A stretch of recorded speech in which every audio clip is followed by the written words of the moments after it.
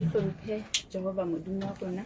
ke hlomphe motlotlehi wa boraro, ke hlomphe tonakgolo, skebe ka ya le hole ka nnete ke le hlomphe bomme le bontate kajeno. Ditaba tsa ka di kgutshwane haholo, mme PS o sa boletse hore ha se ntho e telele, ke ntho e ke tsebang hore boholo ba lona ne se ntse le mpotsa ka yona. Ke tseba difahleho tse ne di ya Parlamenteng di tla kwano di botsa hore na ombudsman o file tataiso, o tlo etsang ka tataiso eno. Ke a tseba le ile la ba teng ha le bitsitse a tlo lefa hore na o fumaneng lekaleng lena la Home Affairs. Ke a tseba le ile la ba le thahasello ya hore ka hare ho diphumano tsa hae o itse o eleditse a re lekala ha le tloha mohato wa pele ebe hore letona jwale le tle setjhabeng le tlo kopa tshwarelo. Ke ka lebaka lena ke leng kwano kajeno, ha se ntho e ngata ke o tla kopa tshwarelo. Ke qale ka ho hlalosa hore na jwale report ha e tswile kgale haka, ke kopa tshwarelo kajeno hobaneng. Ke kene ka hara ofisi matsatsi a mararo ke le ka hara ofisi ke ha ditaba tsena di fihla. Yaba ke a tseba le a tseba tjheola tjhetjhisa hanyane hore ke utlwisise, a le bitsa a lefa ditaba tsa Home Affairs. Ha se a lefile tsona le nna ke ithutile tsona, ka be ke mo kopa hore ke kopa hore re kgutlele morao a ka nkekelletsa ha na itse within 30 days ke fumane raporoto, a ka nkekelletsa ka another 30 days ke ithute mosebetsi, ke bone hore na re ntse re fosa Basotho hobaneng. E tle re le ha ke tlo kopa tshwarelo e be le ka ntho e tshwareyang eo e tla re ha ke re ke kopa le ntshwarele le tle le ntshwarele. Ombudsman ditaba tsa hae di ngata, ke qale ka ho bontsha hore tjhe o ile a amohela kopo eo ya ka, a boela a ngolla hore ke a o ekeletsa he ka another 30 days ka hodimo ho yene se ntse ke o file. 30 days ya bobedi e ne fela ka Mantaha. Ke kopile ho kopana le lona kajeno e situle hore ebe ka Mantaha ka mabaka a mosebetsi, empa ke neno ke teng kajeno. Ka hara raporoto ya hae haeba le ithutile yona, ntho tse kgolo tsa na batla hore lekala le tle le kope tshwarelo ka tsona ke hore re sitetswe Basotho, re tima Basotho tokelo ya bona ya ho tsamaya. Ke nnete ho na le mabaka a entseng hore ebe ho bile jwalo. Le ha ke tlo kopa tshwarelo e kgolo ke hore ke hlakise hore na re kopa re le lekala re tlo fetola jwang. Ha re le submitting ho na le dipotso tse ngata tse ileng tsa hlaha, tse ding le ha ke sa fumana monyetla wa ho di araba. E kgolo e ne le yona eno ya hore lekala ha le re le tlo lokisa taba ye within 3 months le tlo etsa jwang. E hlotse nako e telele hakana, ke potso e kgolo e neng tse hlaha hangata. Ha re qala mosebetsi o, backlog ya rona e ne le at 61,000, tsatsing le re at 38,000. Ho bolela hore re fokoditse haholo,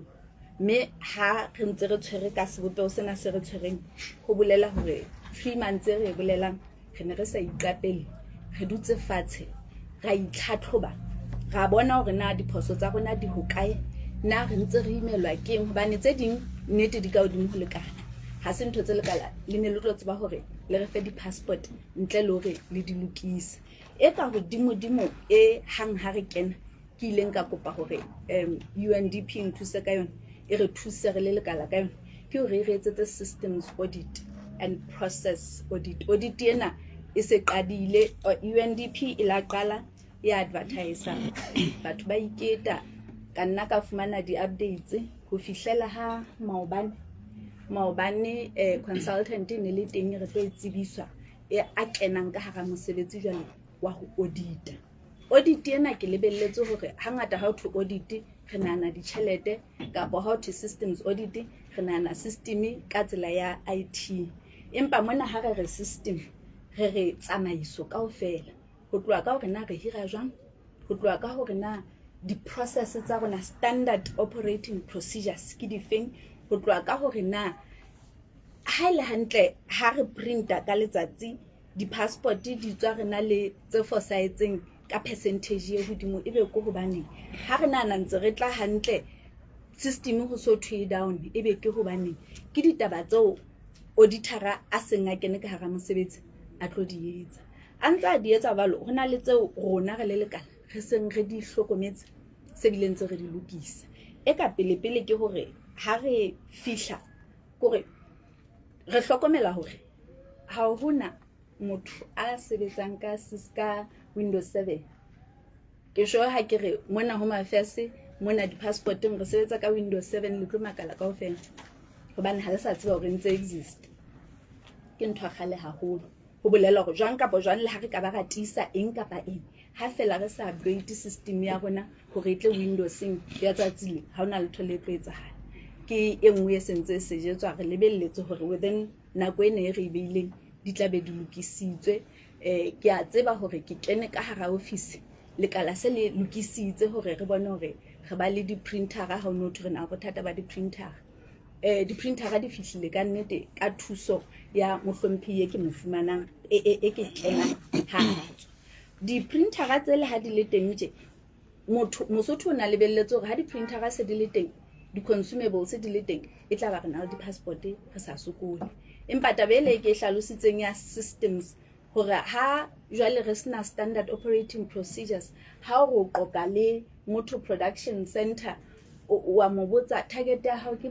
bokae bonyane hana target le difemeng fela target e teng hana target ra e feta ha o kena ka production wa fumana hore ke mariya ho tshisa haholo ka level eo mosotho a batlang ho iphuthumatsa hobane ke mariya fela jwale wa ipotsa hore ebe temperature e nepaetse for printer gae hona mono o sontso o utlwa with your naked eye hore phoso e teng ke ntho tse nyane tshetse se re di lokisitse di temperature di hantle as we speak re kopile hore batho ba sebetsang ka mono ba thuswe ka di freezer suit e le hore seke ba hatsela ba seke ba hloka ho etsa temperature e tla ba hantle go bona fela ya sitisa metjhini o sebetse ke nthonyana tse nyane fela tseo ha re sa di nepe go tshwana fela le koloi wa tseba hore ka ba ntle ya dula mono ha e ka itshotela fela ka ntho tse pedi e ematsi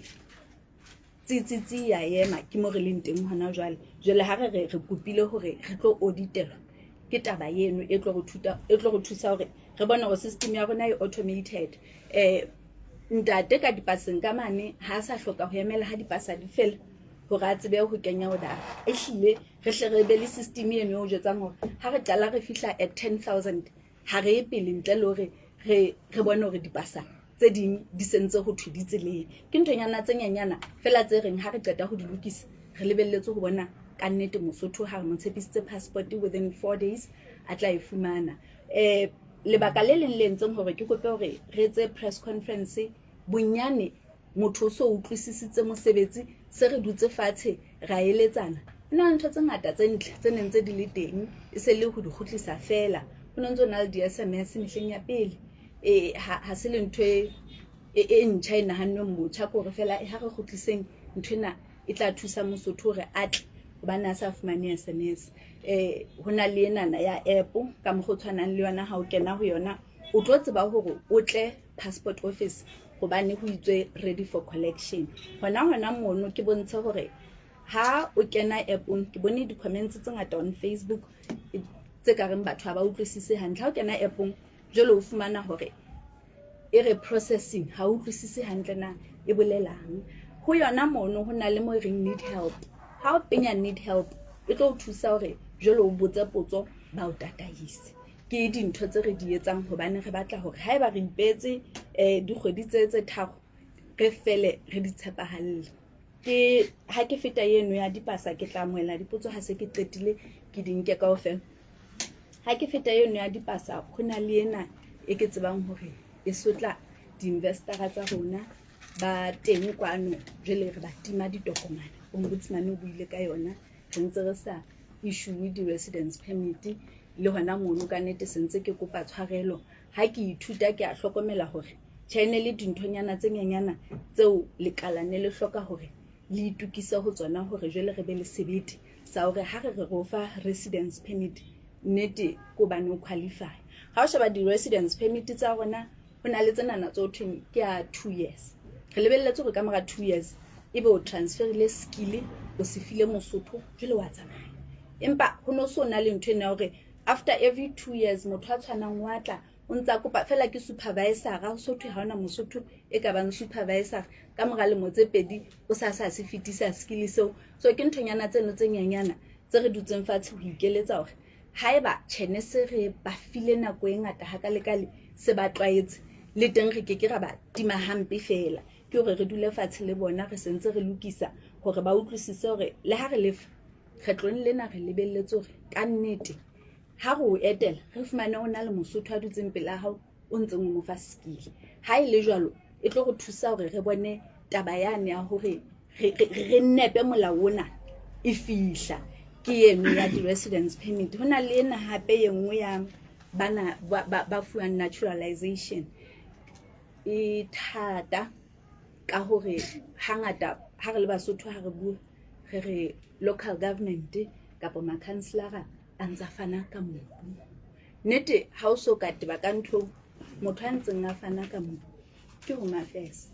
hobane ha nna se ko file Bosotho ID ya hao e re o Mosotho molao o re Mosotho re se re tshwana haeba ha ke ya molemo ke lo reka mobu a nghanele hobane e leng hore ha re batla ho lokisa yo re tlo qala re lokise mona Home Affairs jwale re hlalohanye hore le haebe re a mofa ka mabaka a itseng fela e ska ba Bosotho bo lekanang hantle le Mosotho ke yona fela ntho e tlo go thusa hore re iphumane mobunyana o monyanyana o setseng go boloka ba Basotho so ile haholo ke a tseba re tshwenyeile haholo ke taba eno mme hore re ilokise gore re itumelle hore ha ke re lokise mona le haeba re tla fana but e ska ba hlola e ba ka tsela yane e re tlo ba Basotho ba tshwanang 100%. Taba ye nngwe e ombudsman a lileng ka yona ke a Jojo e ke tsebang hore kaofela ya re tshwenya. Taba ena ya Jojo ha o e sheba mona Home Affairs e etsa hore Mosotho a hlileng a hlokang passport e le ka nnete ebe ke yena a safarang hobane jwale a sena tjhelete. Ke kopa ho tlaleya ke tla fana le ka yona report ena na hore re na le batho ba 16 be re seng re ba fumane mona Home Affairs ho tloa re qadile taba ena ya hore re hle re sebetse ntse re sebetsa le CID. Home Affairs e nngwe le nngwe ka hara naha hona tje e na le CID ebile ena le sepolesa se hlileng se apereng. Molemo wa sepolesa se apereng ke hore mo sa boneng hantle o mo atamele o lle ho yena e leng first contact. Ke lebelletse hore mo utlwang e kare o tlameha ho fuwa priority ka mabaka a tshwarehang ona le bopaki e ho ya ka mane ka ho mookamedi wa o mamela wa o thusa o hlolehileng. Ke lebelletse hore motho enwa a apereng uniform o tla ya ho yena hore a eka nnete mona e kare ha ke a thuswa kapa mme o re a ka nthusa ka Jojo kore eng kapa eng re tle re ba sebedise e le point ya rona ya pele ya ho lla. Mamati ya ka bulile nako yohle le Facebook ke nnete Facebook e thata ka hore jwale melaetsa e mengata haholo ha re fihlele kaofela fela mo ke kgonang ho hlahela ntse re hlahela re fitisa re lokisa mamati ohle re tlo a bula ha re ntse re le ka ho cleara bedlock yena e re dumelang hore ha re e clearile ka nnete ha o sa tla ba le motho a tlo ba le sebete sa ho batla mang kapa mang Jojo. Ke kopa ho tiisa enana ya matsatsi a 4 hore motho ha e shebile ho latelana re sokotse nako e telele ha kae a ka re a shina e bonolo fela ha o so ka hopola rona ba baholo kgale kwana ho no le jwalo kgale kwana e hlile o no ka applyela passport o sa tsebe mang kapa mang mona ya ba ka mora matsatsi a 5 o na le pasa ya hao ke yona mo re batlang ho ya teng yeo ke dumelang hore ha re se re fihlile le CID yena ye teng re tla boela re ikhutlisa ya mabakeng a mang hobane jwale se re fentse taba ena kgodumodumo ena e leng Jojo. Taba ye nngwe ye ombudsman a buileng ka yona ke sentse ke kopa tshwarelo le hona mo ke ena ya diplomatic passports hore di bonala jwale di le matsohong a fosahetseng. Re ntse re hlahloba taba yeno mme re le lekala re tshepisa hore re tlo e sebetsa. Motho e mong le e mong ya nang le diplomatic passport a sa lokela ho ba le yona o tlo tlameha ho ikhutlisa. Re tlo qala hantle checka ho ba ngolla hore ba ithaope ha e sa be jwalo ke mane mo re tla di cancel ka hare ho system ebe ha di sa phela lebaka le leholo la hore re leke ho kgutlisa seriti sa dipasa tsa rona ke hore ha re ntse re lla ka hore matjhaba a bonala a sa rate ho phedisana le rona hantle, ntho e kgolo ke yona eno. Ha o le motho o shebile o hopola mehleng ya kgale, o no ka ya UK ba ka hopolang ka kgwedi tse 6 o sa hloke visa, ho nona le di-program tse ne ba di bitsa bo di-working holiday ka nako eno. Di kwetse kaofela ntho tseno hobane ha se rona Basotho re batho ba kgotswe ke nnete, ha re ipui ehlile ke nnete. Empa jwale hobane madiboho a rona a buleile, Bosotho ba rona bo fungwanwa ke motho e mong le mong ha bonolo, ba fihla bo butu wa rona le bo usu wa rona ba bohlale, ba fihle ba nke Bosotho ba sa tsebe le Sesotho, ba bile ba sena le tokelo, ebe ke yane o UK ha sa tshwarwa ka ntho tse mpe, ba sa e hlahang ke a Mosotho.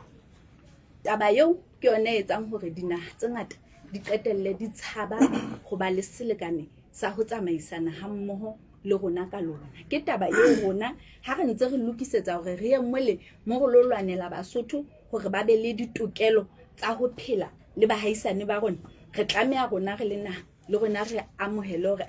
mona teng ne ntse re sa e tshwara hantle, ha re kgutleng jwale re hane ka Bosotho. Ke kopa ho hlokomedisa hore ka ha mebusong kaofela, dinaheng kaofela, o tla bona hore makala o thweng a hlompheha kapa security sa teng se hodimo haholo, ka mora sesole, ka mora sepolesa, e tlamehile be ke Home Affairs. Empa ha o jwalo. Home Affairs mofuta wa vetting o tlamehang o etsahale hore re hire motho ke hodimo haholo, e ntseng re sa etse, eo re leng lekala re seng re le committed hore re a qala re tlo etsa. Ha ke ntse ke batlisisa hore na rona ke fumana hore le hona mona Lesotho mehleng ya pele batho ba kgale ba neng ba sebetsa Home Affairs ne ba vetwa, ba ne ba vetwa ho nouwa motseng ho batluwa na ke mang, o hotse jwang, ke ngwana mokgo re etsang ka sesole le sepolesa ho no etsuwa jwalo ka Home Affairs. Lebaka ke hore o tlo tsebe hore o be motho ya tsebang hore le hanka ba ka o fa 1 million ka re mphe Bosotho, lerato la hao la naha le tlo hana. Hona jwale tjena ha o nka ngwana Mosotho o fihla o mo fa kontraka ya 3 years, le haeba o kene e le ngwana hotseng hantle, ya itshwereng hantle, a thabang Modimo, ha a fihla hafong o santse a kopanya hore mosebetsi o tlo fela, ba nkentseng ha ba tloa nka nna ka tlotlong. Motho wa molata ha a fihla a re ke kopa ho fa bokana nthuse hore ke be Mosotho, wa enka ene ha o sheba o tla bona hore ke hobane mokgo re seng re entse ka teng ehlile re ba beha mo ba leng tsietseng, hobane ntho ba e batlang ke ho phela ke ya pele. Ya bobedi ke ena ya hore o tlo fumana hore ngwanenwa he mosebetsi o so fedile, o sa le ka ntle, re ba hira ka dipalo tse hodimo haholo, le ha re bantsha ka tse hodimo hakalo. Ha ba se ba le ka ntle ka mole, ba tseba ntho nngwe le nngwe, ba tseba khone nngwe le nngwe ya Home Affairs. Ha ke e se le bona jwale di-agents tsa tsebang hore o batla ho ba Mosotho, re tla kena le mona re etseng kore ehlile lekala le tlamehileng ebe ke lekunutu hakalo, rona re ne se re le tloetse ho buleile. Jwale ke kopa tshwarelo ke le lekala hore taba eo re le lekala re ipuile, re e bone, ebile re a dumellana hore re a e fetola. Ngwana Mosotho re mo fe monyetla wa hore haeba o sontso o sebetsa, re bone na ehlile o tseba mosebetsi, re fetele permanent. Ditaba tsa temporary di a fela Home Affairs. Ho di fedisa ha teng ho tlo go thusa hore le ba teng jwale ba tsebe go ntlafala. Motho wa kontraka le motse tharo ha ona ho ntlafala ho etsahalang ho yena, hobane ha tloa fela le ha ka ba batla ho ya sekolong o lo ithutelang, hobane ha tsebe na ka mora 3 years ho tlo etsahala banka ena. Le ha ka ba ya bankeng, ha ona banka e tlo mo fa home loan, e leng hore ngwanenwa ntho ha tlo phela ka yona ke di personal loan tse sa tlo mo tswela molemo, e leng hore le yena ha re mo thuse ho hola, ha re thusane re le Basotho hore re hole. Ke ntho nngwe e lekala le ikeleditseng hore le tlo e etsa. Ho na le taba e nngwe e buuweng ya ho reviewa taba ya di-ID eno. Ke kopa hore ke mpe ke kope hore jwalo ka ha Mohlomphehi Tona kgolo a Thulo submitting convention center hore every 3 months makala a tla itlale ke kopa ho itlama hore re tlo etsa jwalo mme di 3 months tseo ha ntse di tla hona le nako eo ha re se re qetile boithuto ba rona ka lekala re tla tseba ho tjho hore na ntho mo le mong wa Mosotho ka ID ke ha ile efeng na le se ke be ra etsa ka pele fela ya ba athi ha re so ti hantle re le naha hore re ka be se re tloela e buleile fela ntho tse ding tse ke di tsebang tse etsang hore ho bonahale ka re ho safe ha ID e expire ya pele ke ena ya hore hobane tokomane tsa rona di sa le hohle ha o so hlokaetse motho a thola ID ya hao ntse itjella pele ka yona ntse iketsetsa ntho tsohle tsa ka iketsetsang athe nakong e expirang ho fedile gore le haebe a ka e sebedisa le monyana tse pedi ha e se expire a ke ba tseba ho kgutlela ho mafese a ho tlo intjhafatsa empa ha ke batle hore ha se ntho e ka etsahalang ke kopa fela nako ya hore eo re tle re shebe re tsebe ho tsebana ha re fihla ho yona re tla sebetsa jwang ha ke tsholo ha kana ke kopa hore ke tle ke bulele dipotso e betse amanang le apology ya ka fela ke a leboha Batlhampedi re tlo ipolela hore na re tswa kae re bomang ebe re botsa dipotso tsa rona re kopa jwalo ka ha mohlomphehi a sa tjholo ha re etse setlhare sa hole se tjhekwa motlhaletsholo re stika hodima presentation ya ke a leboha ke kopa ho ka mohlomphehi mogolwane ga mainone ke sebetsa mo Afrika ho na le taelo ya lekgotla mabatshwaneng hlale ya go Palamente e etse molao o hlalosang Bosotho ke tseba taba eno hobane re ne re etse lenaneo mane mo ke sebetsang jwale ho sebediswa Kuwaiti le mohlala mme e mong wa baeti ba rona ne le na le ska je mohale ne kileng ya ba moemedi wa naha mono le ke re kutlwa mme rona le Palamente le ho la ga molao ono hobane ha ke dumele le taba e ka etswang ke lekala so ke a pele mme ke go boya gabe ihlile o le mo Palamente wa party e busa e nang le dipalo le kutlwisa go hle Palamente ho sebetsa dipalo se ka ba le motse pedi jwale ka hlolo eno ne fetang wena kona o e buang hona jwale ya bobedi ke di-timeline tseo le di beileng ke mametse ha hore le se le theotse backlog ka selelo 31,000 so go ba ke hlalose hantle go bolela go sona le batho ba dikete tse ka le ba fang di-passport ko taba tsene ke tsona tse go hlokang hore re tle re di utlwe ya ho qetela ke ya tlotlo go na le lepolesa le kileng la bua phutsalatsong kwana la rena ha motho a o fa pompong o ka e hana pele ke re kutlwana ebe le tlo e sebetsa jwang taba eno ya pompong ho bahlanka ke leboha ke tsholo ke mtshunyane ke tshwanetse mohlomphehi nka lakatsa go tseba want to ask asking the extension can it not be interpreted as ono hloka go o tlo idukise hantle so that how to tla before the nation o tla o so le betere o so le hantle ya bobedi your staff but ho sebetsang le bona matso a bona le kaleng throughout the district are they on par with what you are saying? Because kana go ka fumana hore the minister said this ka pole ka le did this but how fika on the ground is a different story altogether. E ka ha o ka ba le any communication or any expectation Ona le tsole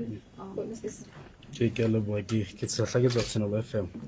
a gola pele mohlompele dina go re phaphatela o tholetsa the open door policy yo tlanka yona ka ga lekala gore lekala le bulele Basotho ba tseba go ba tsebe na ntse tsalang ka ga lekala potso ya pele go rena there is a court order kapa judgment by court of appeal gore motho a tshwanang ka jolo ka Abdulaziz a fuwe naturalization ka ga na gore na le tota lengana go ka bonyane ho implementa taba ya kahlolo ya Lesotho ya lekgotla la Lesotho le la maipiletso. Ga gola taba engwe ko re ha re sheba naha e ka reng ya Botswana, it is very clear re phela nakong e leng hore there is high unemployment ka ga dinaha tsa rona. Ba na le policy ya hore if o na le tjhelete e itseng kapa net worth e itseng o phela ka ga naha e jwalo, ba o fa naturalization straight away e le go tsebe go tla o investa in such a country. Rona mo Lesotho ebe ha o so nahane hore it's high time gore re be le such a policy ya hore if motho a na le net worth e itseng a tswa naheng e itseng a tle Lesotho mona fuwe tokomane a tsebe ho haha mehao e meholo a hire Basotho, then tjhelete eno re tsebe ho ijella ka hara naha ka moo. Ke a leboha. Ke kopa ho nka tse tharo fela. Ke kopa re feme mohlomphehi a di arabe ebe re tla nka lefutseng.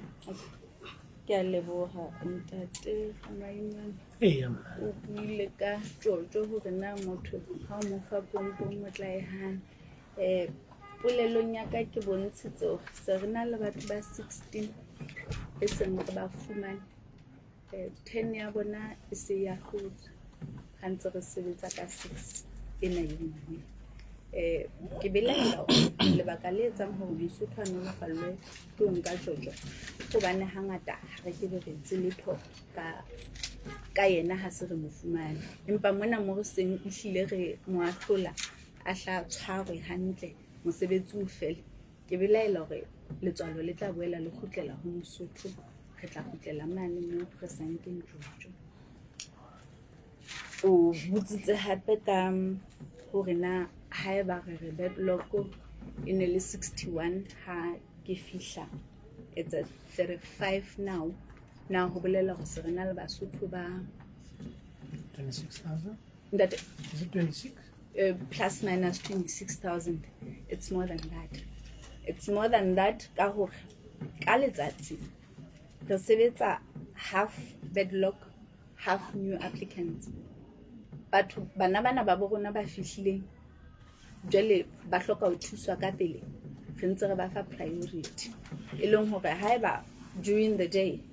re ntse di-passport tse 1,500 ha ke ba le bedlockong. Focus ya ka hona bale ke ho qeta bedlock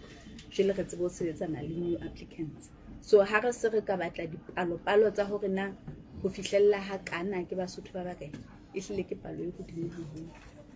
hore mohlomong ko hlokomedisa hore ke na le data ya everyday letsatsi le leng le le leng ha o thwe re sebeditse hampe. Worst case ke a kgola ene ke makalletse was 900. That was my worst. Usually it ranges from 1,002 to 1,006 during the day. We have the same numbers bosiu. Jwale dipalo tseo ha o di sheba o tla bona hore e hlile re ntse re sebeletsa Mosotho ha a fihlana le emergency a tlameha ho ya ngakeng hang ha ka nqena re ntse re sebeletsa ho fokotsa bedlock. Ke nahana e hlakile ba ntse Ho so thusitse batho ba 26,000 ka nako e kae? ho tloha ha re qala exercise ena. That was re qadile exercise ena e ke buang ka from 22 22 tsa June ke ha re qala ho jele hle re be aggressive. Ya ho qetela ya hao ne le ya molao wa molata wa melata. Lekaleng mona rona re na le molao o so ntse o sebetsa ke immigration e ntse re utlwisisa hore re mo seng re le teng re lebelletse go bitswa ke parliament jwale re lo shebisana le bona ba tle ba tshwana e ketsang kae fokotsang kae fela ke belaela hore taba tsena di tlo hlaka hantle ka go molao o.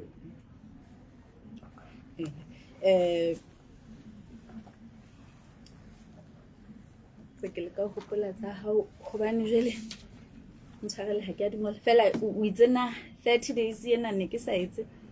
re ke nako itse na ne ke sa re ke nako ya re tle ha ke hlaha be se ke hlaha hona le ntho tshware ya akere jwale jolo ka ngwana Mosotho motho a hlomphang wa tseba hore ha o re ho mme wa hao ke kopa tshwarelo o kopa tshwarelo o sontso o fiela ke ne ke sa dumele hore Mosotho ha ke re fela ke kopa tshwarelo ke so utlwisise na ke fositse kae ke so utlwisise na ebe ho ha lokiseha ke so utlwisise le hore na ha ke qeta ho kopa tshwarelo ke tshepisa hore ke tlo lokisa kae e tla be le tshwarelo na o no sa tlo nkgola empa ona jwale ha ke re ke kopa tshwarelo se ke na le Basotho ba baka be ke entseng tje se re na le Basotho ba baka bo ka reng ha o tswela ka ntle wa ipotsetsa o jwetsa hore ke mona hobane ke fumane SMS le wena o ka kena app-ong wa bona hore ehlile ya phela o tlo ntshwarela betere ke lona lebaka la ka le lekgolo ntate Tshehla. Are you on par with the understanding?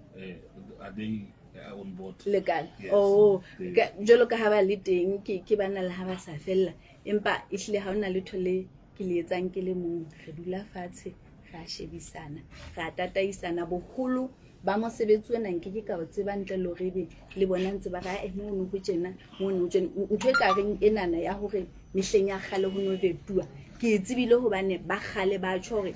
nna ha ke qala ho fihla mona ehlile ne ke betua so ehlile re ntse re tsamaya leeto le naha mmoho le bona ntate Tshehla mo botsitse ka ntate Abdul court order ya hae di court order tse teng mona ka nna ba o tseba eo ya hae fela di ngata re kopile hore re fuwe nako mehleng ya pele Home Affairs ne sebetsa le NSS ho veta batho pele re ka re jwale ba ka fumana naturalization ke kopa ke ya rabele sentse ke thetsa ena ya Botswana unlike Botswana le dinaha tsena tse ding tse very safe Botswana ke one of the safest countries jwalo ka bo Dubai o ka ya tsatsing lena ha fela o mita ntho tseno tsa bona o tla ba citizen ho sena bothata jwale rona re na le kgodumodumo e re tlamehang ho amoela ho e bolaya pele ho na le taba enana ya motho a tla feta dinaheng tse ngata tsena di feta yona Botswana fete kaofela Eswatini ya fete South Africa re ka ga yona fela e fete a tla ho rona a rutlile botshabedi nna ke botshabedi kore common sense fela raje ha tla botshabedi empa e lore ho rona ho bonolo haholo ho buile haholo so re tlameha hore pele re ba sebete sa ho ya ditabeng tse jwalo re ke re qale re tise rona re le naha hona jwale tjena ha o qala hore o re motho a tloang kae kapo re iketsise ka ntho e phelang entse re bona daily ha o kena ka borokgo o tsamaya o fihle sekele o potolo ka ra stop o ha ona property ya Mosotho mona ha ebe teng ke akgola ho setse 2% Mosotho le ha batla ho reka land hona bale o sa tlameha ho ya hole dithabeng kwana hobane jwale motho o tlile o na le tjhelete hang o la ba naturalized o na le ntho ditokelo tsohle tsa Mosotho o rekale e ka re ha re he ga fumana naha ena mona mo esetseng ya ba e fedile ke phetho taba eno re batla ho ya ho yona fela re tlameha re yele ka bohlale ba hore re qale pele re tise security ya rona e tle re motho a jwalo ha re mofa be re mofa hobane re tseba hore sa mannete ke ya batlang ho hodisa naha boholo ba ba teng ke a tseba hore kaofela ha rona ha re tshwere hantle hore o ipitsa Mosotho o na le dikgwebo ke nnete ra morata hobane o hirile Basotho fela ke ya no phela ka nqane ha hlaphela mo ke eng tjhelete ya circulate so ke nthonyana tse ka reng tseno tse etsang hore ha re fihla ho tle skebe se re ya fela tjena re qale ka hore re ba qopitse ka tsenana tsa ho secure land ya bona pele ke ya leboha Ke kopa o nka difahleho tse ntjha pele. Bontshang lekgetho. Hore tla be se tlo latela le Bontshang lekgetho. Se content creator ba Mokoena ha se batho ba media Mokoena ha se motho wa media ka nnete is a political member ya party so it's not fair for us ka nnete Okay. it's not fair for us It's like I very say ke media. You need to stick ditabeng tseno. Ke kopa ke o hanye monga ke kopa ke ba nke ba le babedi. Ke a leboha mme ke tla tabeng ya batho ba hirwang na ke utlwile hantle mme go itse selo tlo tla le hira batho e be ba hlanka ke utlwa na e tlo qala neng ya bobedi ke ha motho e le mohlanka go so ba le ditsiane tsa ha sebeditse kgahlanong le kontraka nako e kgutshwanyana e le nona lebaka leo ke dumelang hore mmuso o no tena o sa ba hiri nako e telele hobane methati eno ya kgiro ke mono batho ba tla di ya ho leshwa ha ba le pensioneng ba di o fumana tjhelete tsa bona jwalo ba so go ka ntla gona batho ba tla ba etsa absorb ke palo e kae le boitlhopho ba mmuso hore bana ba kenang go tlobe le tjhelete ya ba hlokomela go tloga gona jwale be apere.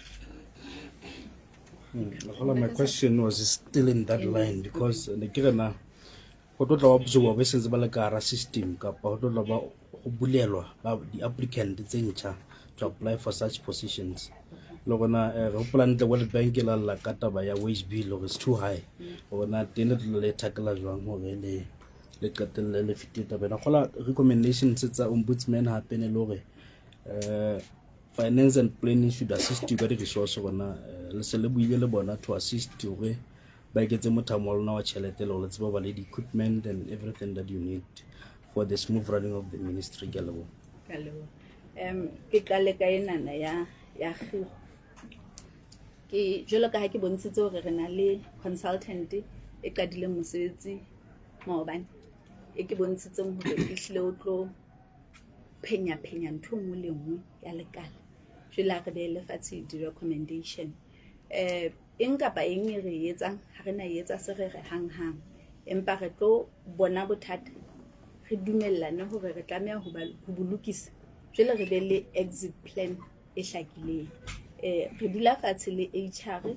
e be ra dumellana hore le pele taba ena re bua e ka re ke taba e bona ne sentse ba kile ba ka ba iqoka le finance hore ha o nepaetse ha re sebetseng ka batho be re ba hirileng be leng bahlanka e seng ena entseng re etsa e leng hore kutlwisiswa gore hona jalo bane lekala se le sena mokgwa wa ho hira ho hang mona mo re teng re yene going forward e se le hore ha di positioning tse di hlaha di tlo kwallwa jwalo ke ya pele sentse ke kena ho ya ha mo go tsetla ke hore mona mo re nna re tlo banka ka ntle kapa go tlo nka ba sentse ba le teng mono ho so fapana di department ona department ene sentse sebetsa ka bona ya bona hore enwa le enwa ka experience le qualification o santsa le hantle gore fela ga mo tshedisetse ka ntena e tla ba jwalo ebe mo di geo di hlahang le re tswela ka ntle re a advertise re etsa ntho e tlamehang ho etsahala fela e se le ka standard sane se fapaneng fela le taba ya public service re hloka ya standarding sane sa sepolesa le sesole mo go tlo khutlela morao re ovete ke nana ke ya rabile eo ya khiro ana itseng ka ya bahlanka ba lekala lena ha ba ya hae o ba tlo dia ho patala esko ba lokela ba fumane ditsiane so go re na ha bunyana bona se go consultant e tla buinahano bo se bontse bo le teng right yes mme ke rena tšhelete teng ya hore batho bana ba qeta ho etswa absorb permanent and pension ba tle ba leshwa hobane fixed term contract e qobisa mmuso ho lefa pension. Okay ke qala ka ho bontsha hore mathempo ana mangata ana ntse le siyo dilemo ha o ka khutlela morao o tla hopola gore ntse se ntho e teng ona nna go ila ba teng ka nako ya no to ho introduce taba ya hore mosotho mo le mong a be le di ID le di birth certificate ke mane mo lathwe batle ile project eno gale e fedile e se le hore rona re itumelle hore ha contract tse teng di fela ke mono he mo re etsang exit eno e hantle ha re tlo o itse concern ke hore jele World Bank ne la ka wage bill ha re tlo create ntho siyo hona jwale tjena ntho e teng ke hore re na le palo e ngata ya basebetsi ho feta tlhoko ke ntho e teng ga tse bona dibaka tse dintse o tla fumana ile ba theoela ka di shift e leng hore le nako e re ya mo le mo re reng e hlile o so le mohlanka o so le permanent and pensionable re lebelletse hore e hlile tla be se le palo e hlokwang ke lekala jwale ya ne check ke kopa ke tle se ka re le thoka yona ba ne no che e se le ya public service hore jwale ha tsamaya o tlo dia ho lefshwa ke nahana ke bothata bo ntseng bo le teng jo re hlokang hore jwale re le mmuso kaofela re bo kopanele ha se ntho e tlamehang e etsahale empa enana ya hore jwale re ba keep hobane re tle nne re se ra sokola ho ba fa ditsiane ha ba tsamaya ha se lebaka le re ka keepang batho ka lona ha o so ka beha dimpe tse tlang le hore jwale e bentse re nka bana ba batho re ba kenya re ba ntsha e baka instability e ngata le di audit query tse ngata le ho makallwa ke matjhaba ho ngata hore na ke palo tse ngata ha ka kang tsena tsa bana ba ntse le banka ha re ba etsetse bokamoso. Last one. Ke kopa tsa ba tsena tse pedi fela di sa re kwa ke kopa e be mme e be ke a lebohane le ditso ba ka ke Nthabeleng Setlhogo ke sebetsa mo letso la Sotho ke tlo botsa haholo tabeng yona ena ya mesebetsi hobane re tseba hantle hore lona le ba politiki ke lona ba tsetetseng mofetsi ona o ka ga go mafese tsatsing lena ha re bua potso ya ka ke ho ntlafatsa ho mafese ho ha boetapeleng ba hao ka jeno kapa o le tona ka jeno ha se kgona ho tsetela ditho tsa RFP tseo seng o di hirile hobane o tseba hore ba se ba fihletse boemo bo itseng ba di-qualification kapa wa tseba hore ke na le 10 ya ka e na le qualification tse itseng ke na le 5 ya ka ke a tseba hore bana ba sebetsa hantle e hlile ke ba tsetetse tjena ba tla sebetsa hantle lebaka la ka la ho botsa potso ya ka ke le ke hore metseng mole le hiri lona ma RFP a teng ka mo e mong ha hla etsa video e monate fela la mo hira le motlisa hana mo e le hore ho bolela hore taba ye mmevo e swa ko ba le lokisa kapa ke ho bane lona le itsetela ka hara makala le la RFP ke a leboha. The last one mohlompe o buile taba ya bohlokwa ya ho hlomathisa melao ya immigration. As we speak Basotho ba sebeletsang tso bua, they are very worried hore melata e teng ka gona ya Lesotho ka ntle ho molao and ba iswa makgotleng mane ba patadiswa 20 maloti gore na what are you saying ho bona Basotho ba re tlo bona melao e ka reng eo e fetola nakong ya hao ke a leboha. Ke nnete taba tsa molao jwale di le kaleng le leng le tsona tseo tsa dikahlolo empa ka nnete ke taba ye re dulelang hangata haholo ho bona hore re le bohle ba tjhang ba tshola re lokise ka pelenyana mme ke na le tshepo ya hore haufinyane hona le ntho tse re tla di bona ile phapang mohlala ka ha e soka mona ntho e re sentse re leka ho etsa gore ha re o fumana e ska ba taba fela ya hore wa ahlolwa wa patala re bona hore o tshetse boroko o tsamaile that way le haeba ha re so lokisiele ya hore na patale bokae but bonyane ha o sa le hobane hona jwale ntse le eno wa patala ba duntsa le teng o ntse itswella pele ke bilaela hore e tla e fokotsa taba eno aba ya hao e thata hobane o botsa potso eo e leng nnete e re sa tlotla re ipatela yona ho hang empa ntho nka e tshwang ko haeba ke eme mo ke re every 3 months ke tlo account ke re ha re buisane ho na le ntho tse ngata tse ombudsman a di laetseng re na le an independent auditor e teng e tlo re audita ke nahana hore ntle le ho tshepa nna se re itshentse lebitso ha ke na go ntshepe ho hang tshepa di system tse re tlo di beha in place re tla sheba fela hona 3 months from now ke neng o tla nno track o bona hore na ha ho thwe hona le di opening tse 10 tse permanent o ka hla batlisisa hore na ke bo mang ba tswa kae ba qualified kapa ho etsahala bang. Minister ke na le ba babedi ba tseba kopa ke qetela ka lona ba tla nna ke sana dipotso ke go bona malena nna nga facility ka jana ke a leboha bitso la ka ke buda Moseng, I'm a freelance journalist. Ke kgola ke shebile recommendations tsa ombudsman mme o la wa ithetsa hape le ena ya ba hlanka ba hao ba ntse ba tshwarwa hona jwale. You can't deny the fact that the incidents in South Africa tse o batho ba bangata Basotho ba tla hae kwana o ka re di tlo bula a can of worms for basebetsi ba hao to be under pressure ya ho amohela Jojo, because batho bana ba desperate ka tle ka mona, they are more than willing ho patala Jojo, mme bahlanka ba hao ba e go mme ke re maybe ka pela camera, what's your take home